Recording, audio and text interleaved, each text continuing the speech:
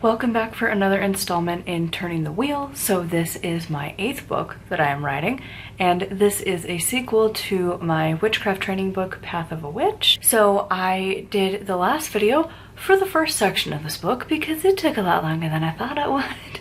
I did 13 days for Yule, and now the easier sections, we're not doing 13, we're doing 3.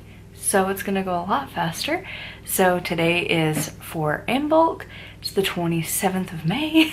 So I did a super brief outline, as in 3 concepts for that point in the Wheel of the Year that work for me. I don't actually follow the Wheel of the Year of the Goddess and God, and really just the God's journey throughout the year. Don't do that.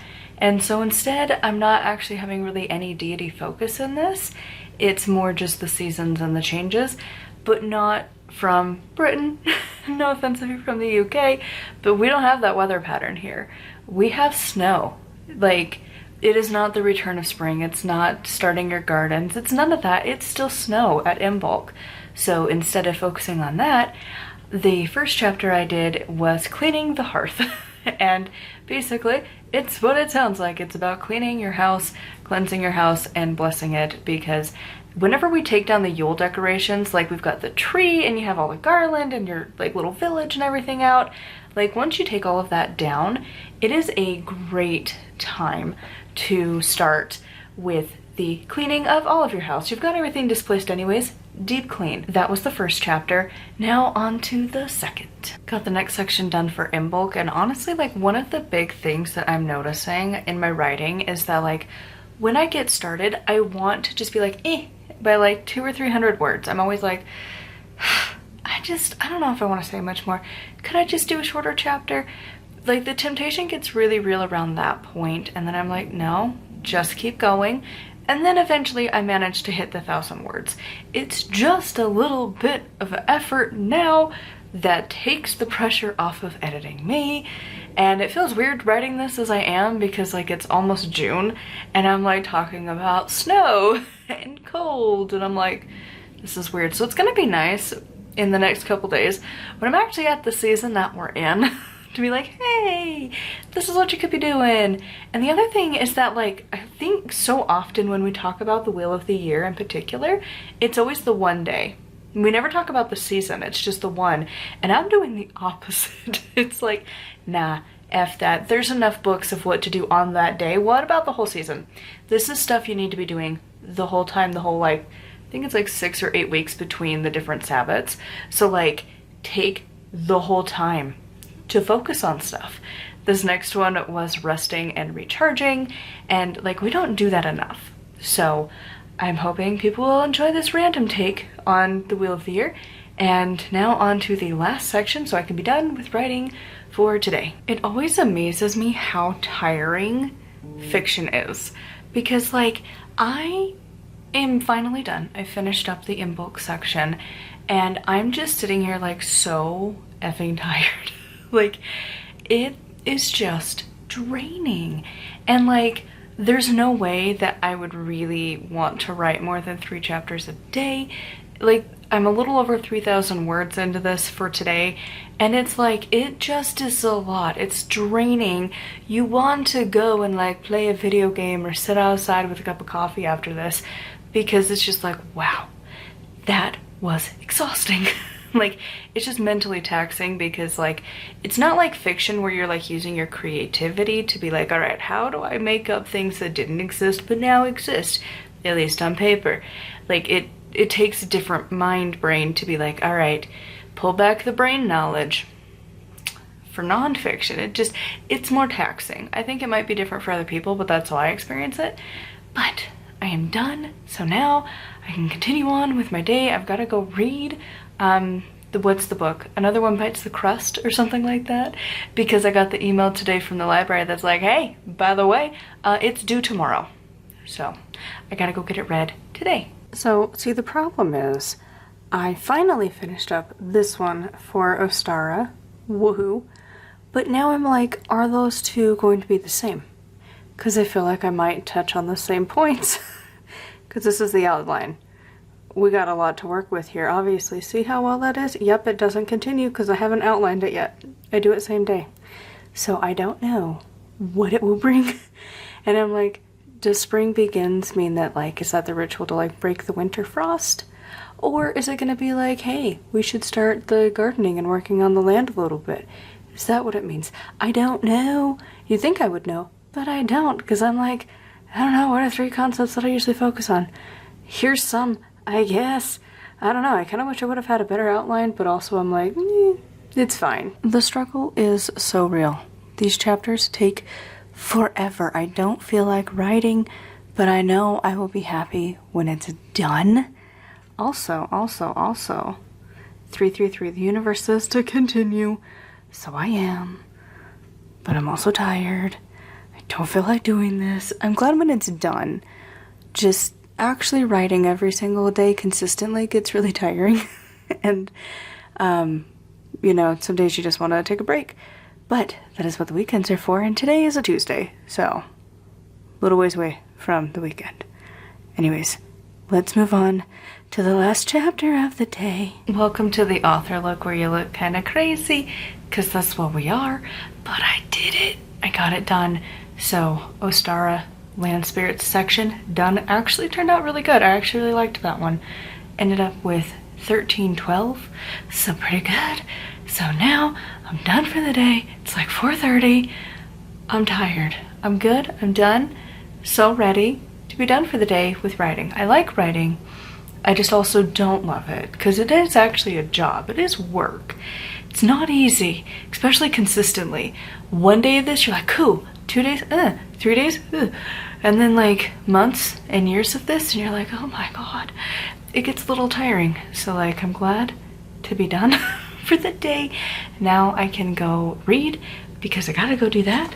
I gotta work on this one, Chakra Animals, and get that read so that that video can go up tomorrow. I've said this before, I'll say it again, I love this project, mostly because it's rituals that I'm like, I always come up with on the spot, and it always is like, oh, I wish I could have done that differently, or I could have planned it better.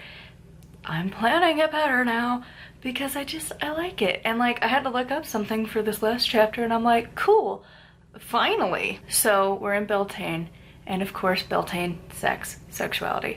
And I was ready to be so pissed, and I'm like, I'ma just double check, I'ma just do a quick Google, make sure nothing's changed. I doubt it. It changed. So I guess it was the FDA. I thought it was the Red Cross specifically, but apparently it's the FDA was being the asshole. But they used to have a ban in the US that gay and bi men could not donate blood because AIDS. And you know, it's been heavily disproven that that's not a problem. It's just homophobia being the way that it is. And, you know, like, as a person who has received many a blood donation, give me your blood. They test it anyways, regardless. And, like, in the nicest way possible, a sex worker could walk in and donate just fine, or a dude who has slept around like Barney from How I Met Your Mother and could donate just fine. But a guy who's been with his husband for like 50 years couldn't donate. Well, maybe not 50. I feel like there's an age like cap, but you know what I mean. They've been together for like 30 years and they couldn't donate because obviously they're the risk. You know, so like, I hated it. And it was like one of my biggest pet peeves. And I think it goes beyond a pet peeve. It's one of my activism things where I'm like, this is ridiculous. Like, I will gladly take anybody's blood. Like, when you're dying, you're good with whomever, really. You'd like to continue to be alive. And I just found out that they overturned that. And the article that I found was from 2023, like last year.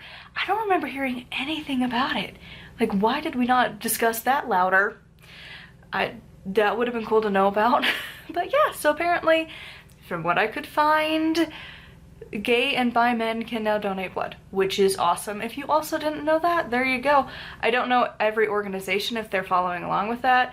That's like a lot of research that really was just like a random one-sentence side tangent that I had to go look it up. But I'm like, you know what? I need to know. And now I do, so that's kind of cool. Now on to the next chapter. So I don't have the actual book here because I had to return it to the library immediately, but I just finished reading Another One Bites the Crust by Ellie Alexander. It was such a fun story. Basically, this time Lance is the one who is kind of framed as the murderer, and you're trying to find it out, and it's so much fun.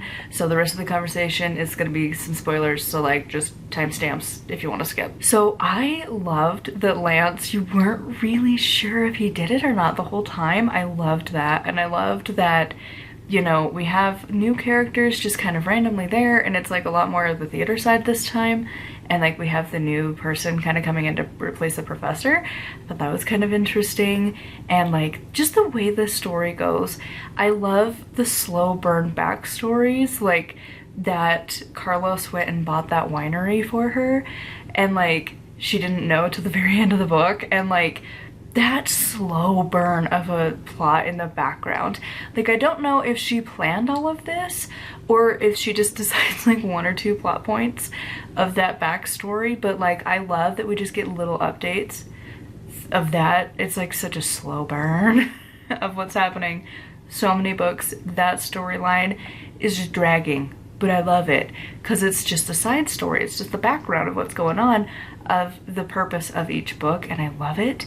And I thought this one was so much fun.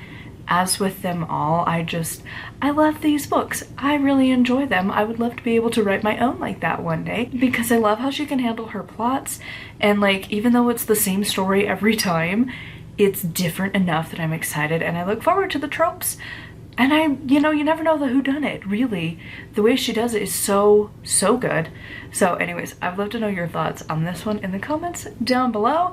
Now, let's get back to the rest of the video. It's the next day, but you know what? That's okay, because I'm realizing I do have to prioritize writing over everything else.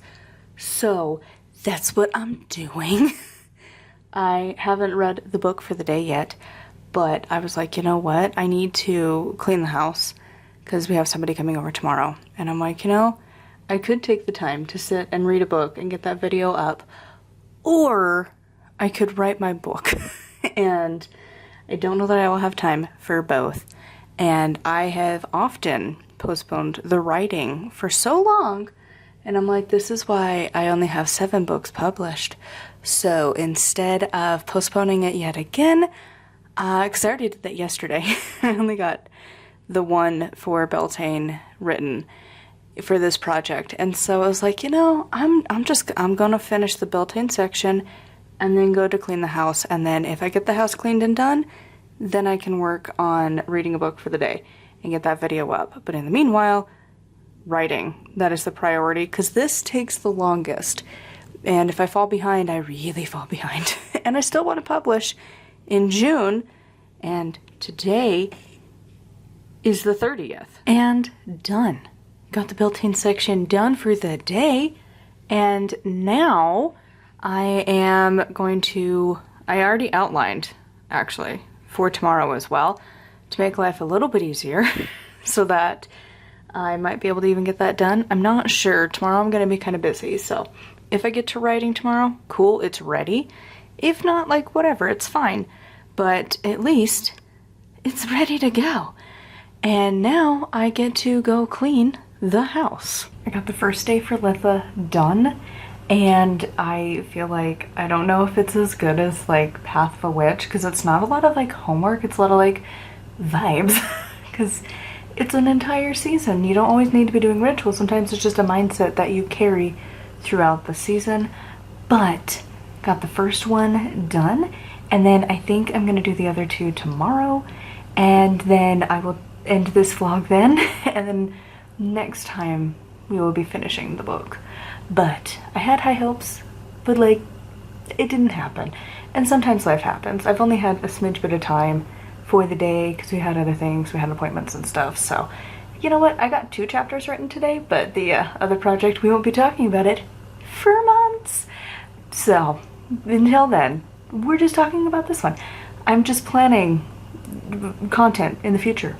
Eventually I can get ahead, maybe? That would be cool. But anyways, it's a project we'll talk about in like, I think slated for like October, maybe? I don't even know. But anyways, so for now, I finished the first part for Litha. Tomorrow we will do the other 2. just about to get started for the day, and she's like taken over the mouse spot. This is so cute. Just this little void judging. Can I actually get this book done before too far into the month? Can I finish it this week? Because this was supposed to be done by last week. That didn't happen. Because, yeah, I wanted to have this video be done before today. But no, it is Monday that I'm recording this. I swear, it's always at like the halfway point in a book that I'm like, am I even doing things? Are words a thing? Like, I'm sure it'll be fine, but then it's like, is it how I want it to be? And at this point, I'm just telling myself that it's like, this is just one way to look at the Wheel of the Year. We can change it if need be. So now, on to the next one. And now, Litha is done, and I am gonna go get cleaned up, and then we will end this video. And I gotta go record a bunch of other videos today. So anyways, that is going to be it for this weekly vlog. I would love to hear how you did with your writing this week, what you read this week. I would love to hear in the comments down below. As always, if you would like to check out my books, they are linked down below, as well as on my blog if you want to check it out. And until next time, thank you so much for watching. Thank you for buying my books, and until next time, see y'all soon.